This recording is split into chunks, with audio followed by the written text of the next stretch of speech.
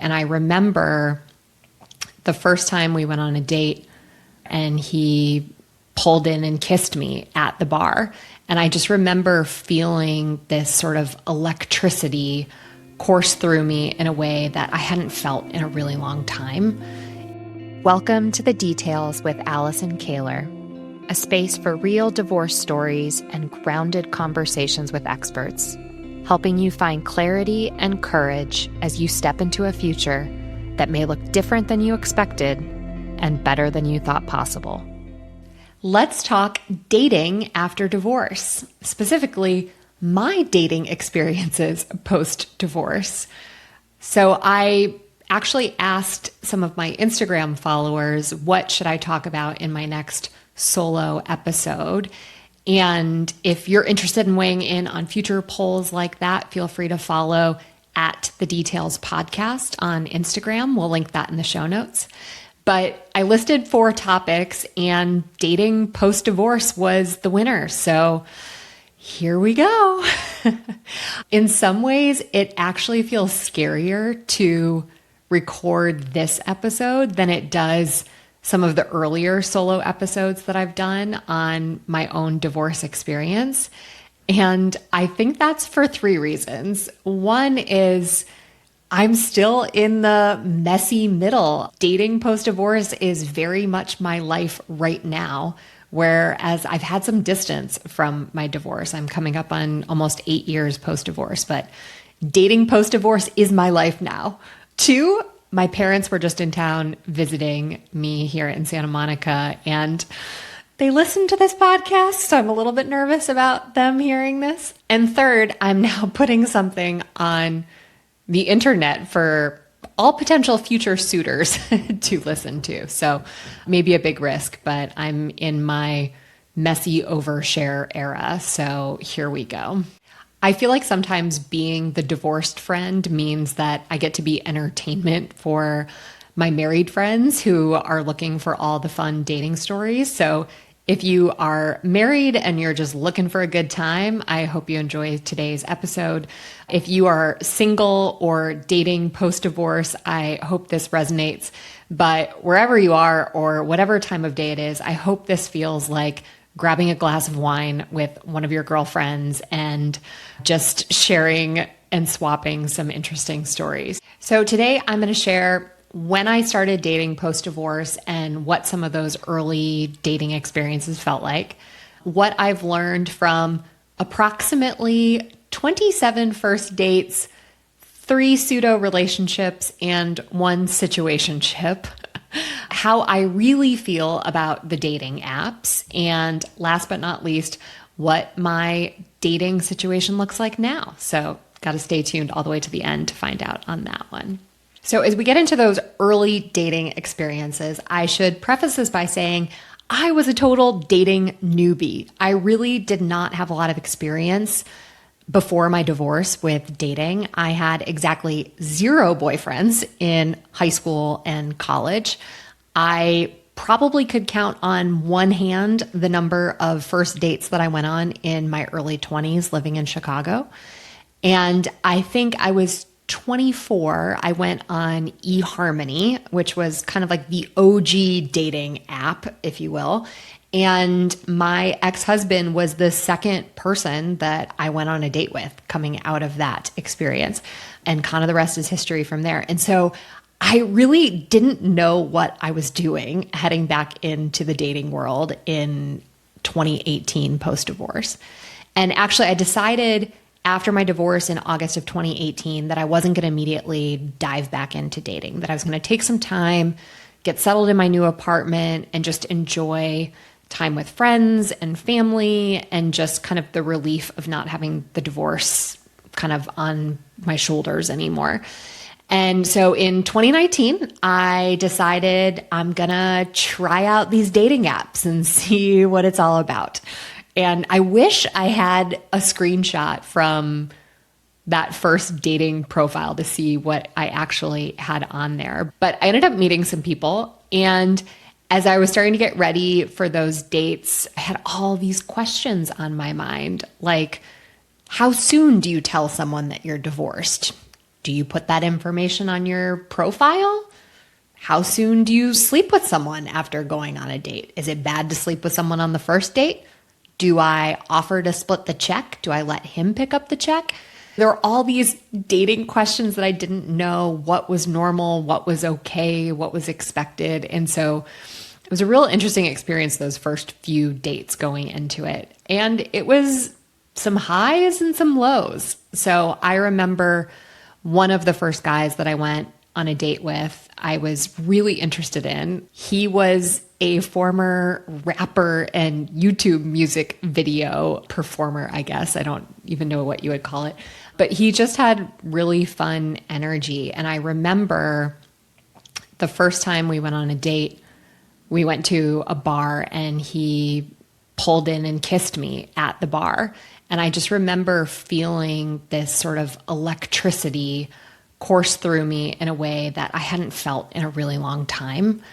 And it felt really exciting, and I was curious to see what was going to happen next. And that night I made some reference to going to church the next day. So I've shared in the past that I grew up Catholic and I was still practicing to some degree. And so I was going to be going to church on Sunday and mention that. And after what I felt was a really good date, he texted me a couple days later saying that he really enjoyed meeting me, but that he was an atheist and couldn't date someone who was into organized religion. And sort of that was the end of it. So it was a total bummer because I had felt this chemistry with this person, but I also knew that wasn't going to ultimately go anywhere. And so, let that one go. But that was one of the highs from the kind of early dating experience of just, meeting someone and feeling that connection. Again, one of the lows was actually getting stood up. So I mentioned in my last solo episode that I almost got stood up by my lawyer the day of my divorce. Feel free to go back and listen to episode 15 if you want to hear that story. But this time I actually did get stood up.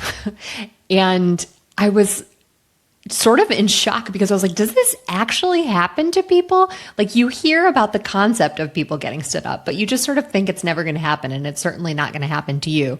And yep, I got stood up. So I was supposed to meet this guy at a Mexican restaurant, and I texted him on the way there saying I was running a few minutes late.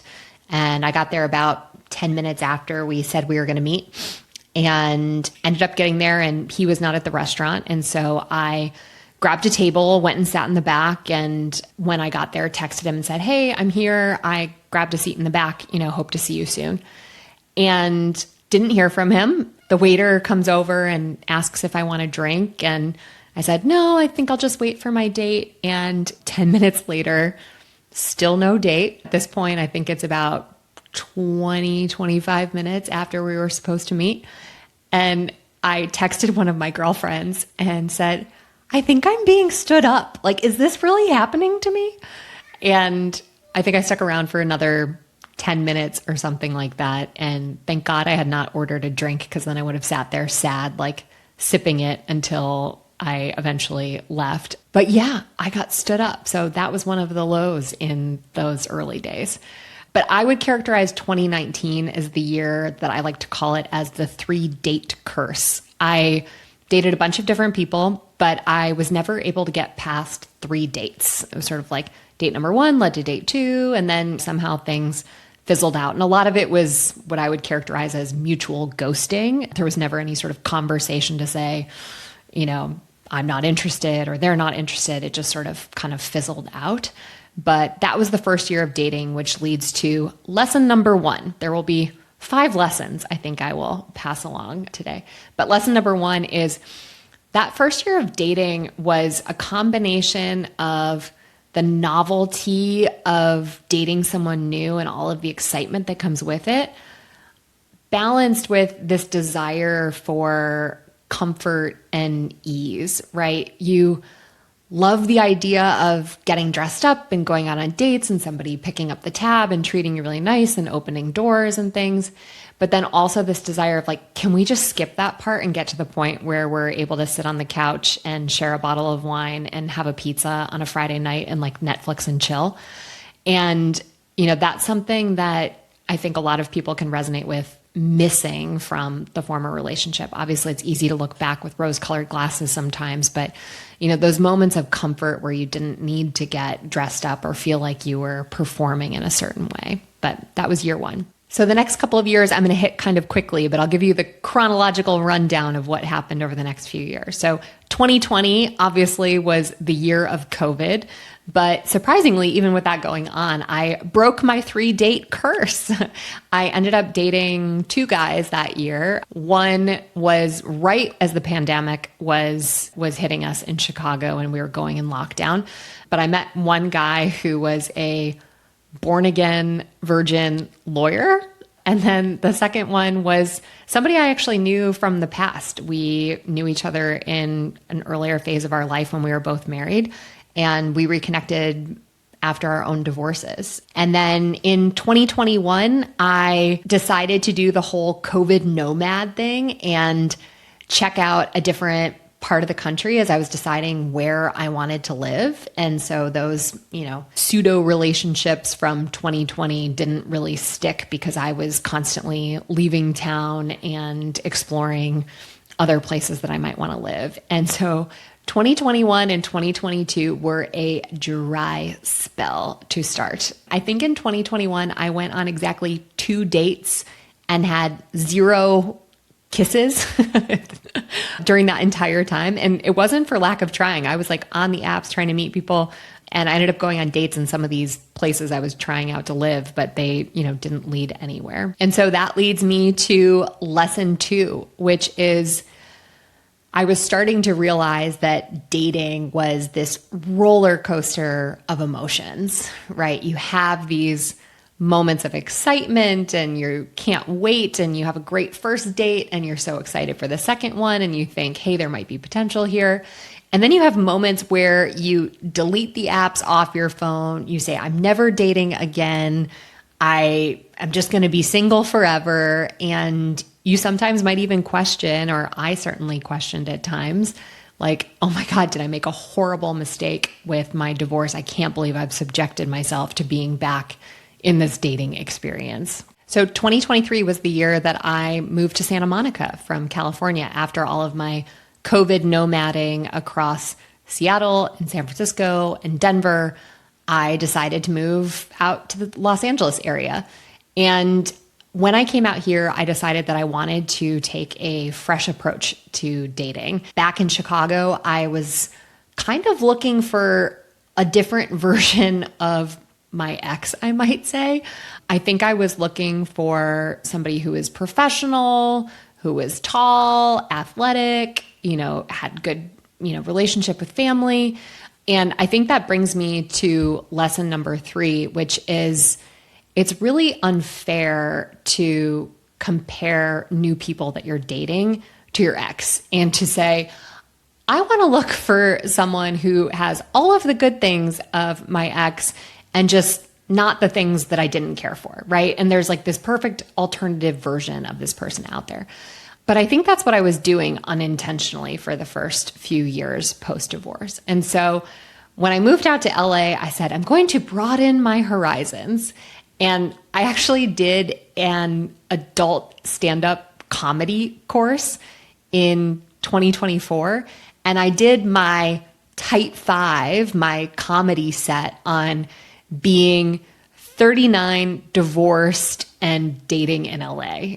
And one of the things that I said in that set was that in Chicago, it was like I was dating vanilla, right? It was all of the same flavors of like a lot of frat boys wearing Banana Republic shirts and khakis.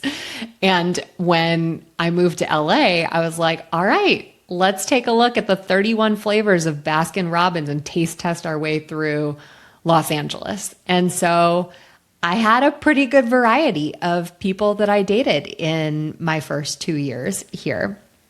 So I'll give you a few examples. One, my first date actually in LA was with an actor / something. I had to check that one off the box, obviously. That went nowhere. Another one was with a vegan paleontologist Eagle Scout. Definitely outside of my norm as a meat eater from Chicago. And then another one was with a crypto finance bro who almost sent me to the Betty Ford clinic. I mean, this guy, the first couple of dates we went out on, I think they were weeknight dates, and I was still working at my consulting job at the time. And we went out on a Tuesday night and housed a fair number of drinks, more than I would care to report on a Tuesday night. And so for our third date, I suggested brunch because I figured, hey, we can just have brunch and maybe some coffee and not some drinks. And he said, I know, why don't we do a burger bar crawl? So he picked me up at, I think, 10:30 or 11 a.m. in the morning. We went to 3 burger spots on the west side of LA and shared a burger and an order of fries at each of these 3 places. And we had a beer, and I think he had more than a beer at each one of the ones that we went to. So by 2:30, I was going to a facial that afternoon. By 2:30, I was pretty drunk and had the meat sweats. And I was I can't date this guy. It's going to be bad for my health. So it was an interesting experiment there the first couple of years. And I decided at the end of that it was just a numbers game, that I was just going to have to get out there and meet a lot of different people. And so last year, 2025, my goal for the year, because I'm a very goals-oriented person, I was okay, this is just a numbers game. I'm going to go on 21st dates this year. That's my goal. On date 4, I met a really great guy. And we had some things in common. We both really liked to go to the farmer's market. We really enjoyed cooking. We enjoyed some similar kind of fitness activities. We were both really into wine. And so we hit it off. And so I stopped my 20 dates at that point and just decided to see where this would go. And we ended up dating for about 4 months. And during that time, I started to have some of those things that I was really yearning for earlier. I wanted that sense of just being able to hang out on the couch and cook dinner together, and the things that felt normal. Yes, there was that sense of being wined and dined and being cared for. That was really nice. But also that sense of comfort and ease was starting to come in, and it felt really nice. But at the same time, I had this sort of sensation underneath that was this isn't totally right. And I think that leads me to lesson 4, which is it's really important to know what you want.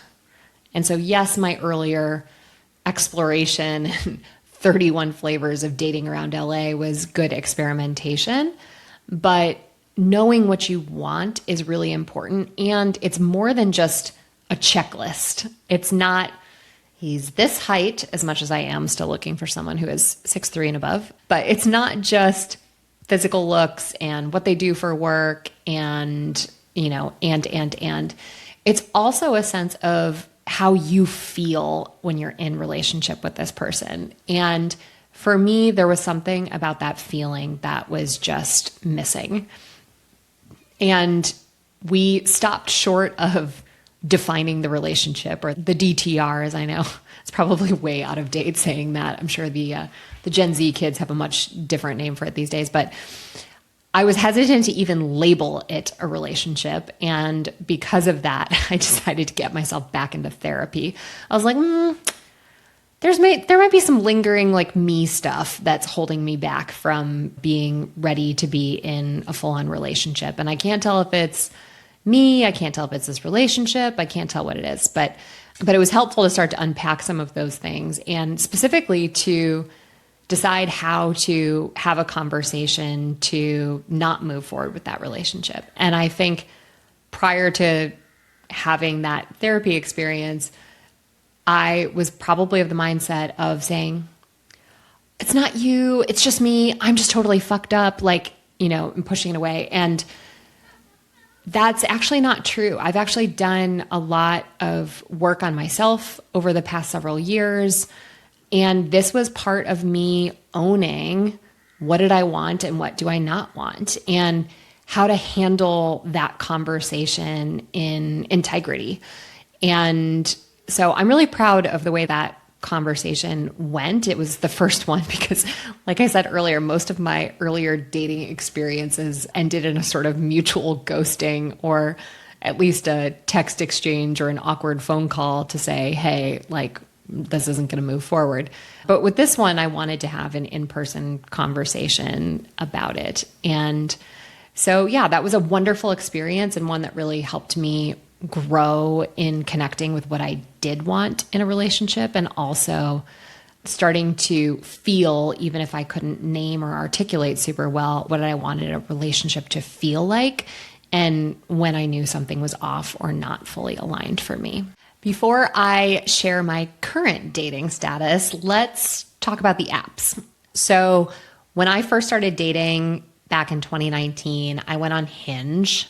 I think I might have also briefly been on Bumble, and I did The League for a hot minute. And then I think more recently, I spent time on Bumble and not on Hinge. I have not tried Raya, but I have heard some of my friends, particularly in LA, have had some success with that one.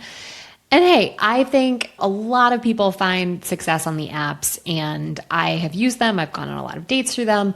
Right now, I am personally taking a bit of a break from the apps. I think in general, there's a move away from digital devices and social media. It's very easy for us to all get sucked in on these things. And even with this podcast, I've been posting a lot more on social media. And so I think just trying to find ways to be more present in my real life is sort of what I'm optimizing for right now.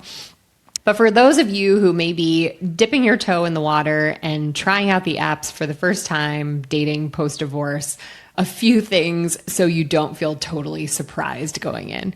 Expect to see a lot of pictures. If you're women, for men, I can't speak to the guys here and what they see about the women. I'm sure that would be a whole separate podcast episode. But from my experience as a woman dating men, a lot of what I see are, one, men holding big fish from huge fishing excursions. Two, with elephants, presumably in Thailand. I think that's where people go see the elephants. Three, lots of hiking in Machu Picchu.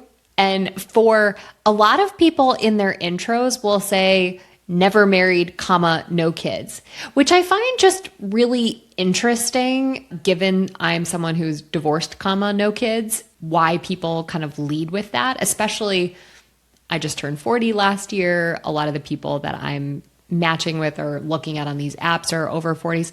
I was like, I don't know if that's a badge of honor that people are leading with the like never married, no kids thing, or just being like, I have no baggage. But anyway, as a divorced person, I find that to be really interesting. But sort of three reasons why I am not on the apps these days.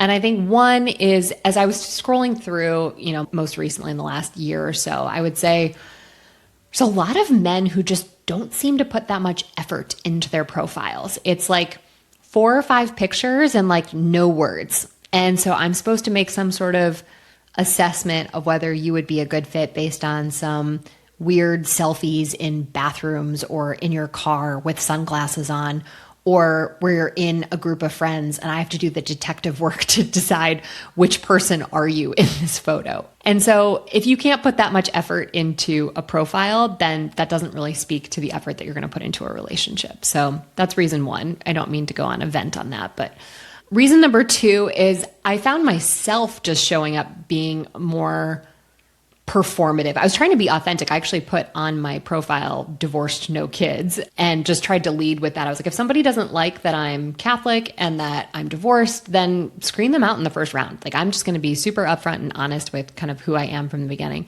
But it still feels like you're trying to like put your best pictures up and like come up with a witty response. And I didn't like the sort of performative nature of it or this, underlying sense of competitiveness that I had to stand out versus other people that might be on the profiles that this person is scanning through.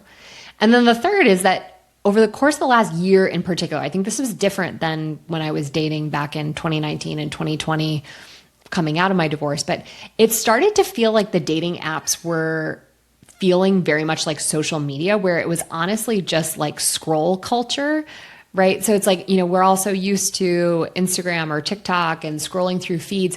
I kind of felt like that's the way people were treating the dating apps. It was like, okay, swipe left, swipe right.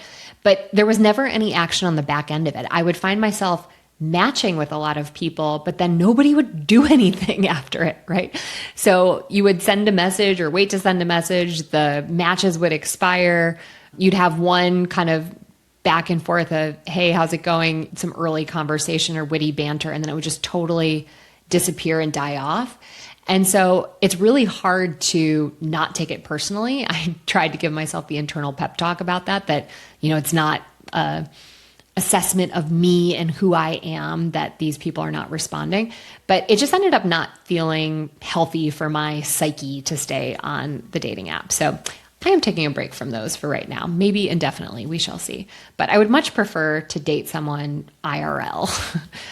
Okay, so I promised you I would fill you in on where things are now in my dating life. So I will spill the tea. But at the beginning of the year, actually right after I recorded episode 2 of The Details with Anna Howerton, you can go back and listen to that episode, we talked about what it's like to actually write out what's important to you, what you want in a relationship. And so this sounds so woo-woo, but under a Capricorn new moon, which is apparently tied to where my relationships are in astrology, I made my updated list. It was my list for what I'm looking for in an aligned partner and in a relationship. And beyond just the checklist of if you know the song from a year or two ago, it's like, I'm looking for a man in finance, trust fund, 6'5", blue eyes. It wasn't just those types of things. I was putting on there what I was really looking for in terms of shared values and the types of experiences we would have and what the nature of our relationship would be like.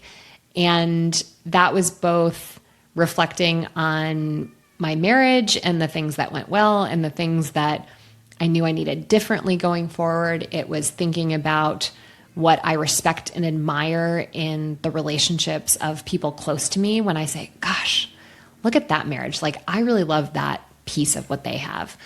And also just thinking about what I truly want and like what feels different for me now after all of these crazy dating experiences.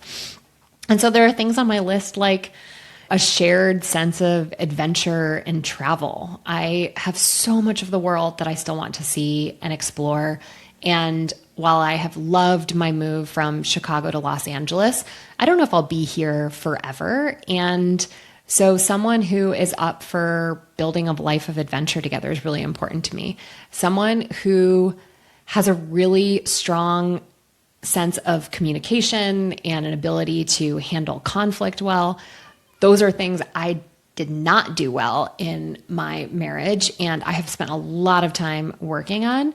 But those are things that I know that I need in a partner going forward and to have a healthy relationship. And I also want someone who is really just my biggest supporter and champion, and I want to do the same for them. I have a lot of different goals and ambitions that are very different than my historic kind of corporate career ladder ambitions, but it's scary to do this. And being open with you all about this, like, I don't know where this podcast is going. I don't know what else is on the other side. I've got some really big hopes and dreams for that, but I got to like psych myself up every day that I do this. And it would be really nice to have someone who could be a supporter and a cheerleader on my side to do that. I actually met someone earlier this year that I felt like I had a bit of a connection with. And unfortunately, there just wasn't any follow-up there. And that's okay. These things happen. And it sort of leads me to lesson number 5 for today, which is you can have a connection and not a relationship.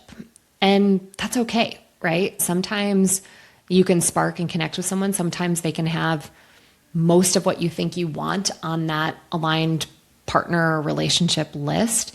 But if they're not having all of the things or the things that are important to you, you don't need to settle.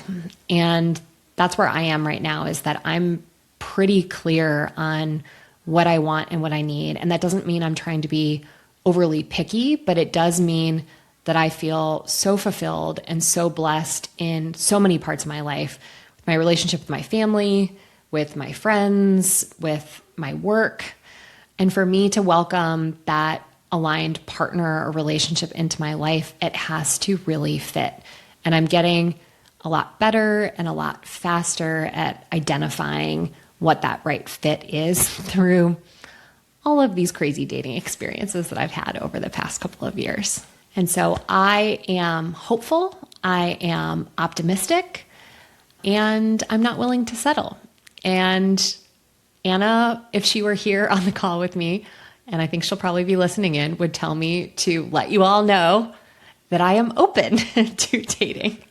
And so if you know someone who would be a good fit, public service announcement, they can reach out to me. And oh God, if they listen to this, they'll know my entire dating history. So with that, I think we'll leave it there for today's conversation. I'd love to hear your crazy dating stories post-divorce if you have been going through this crazy, crazy adventure alongside me.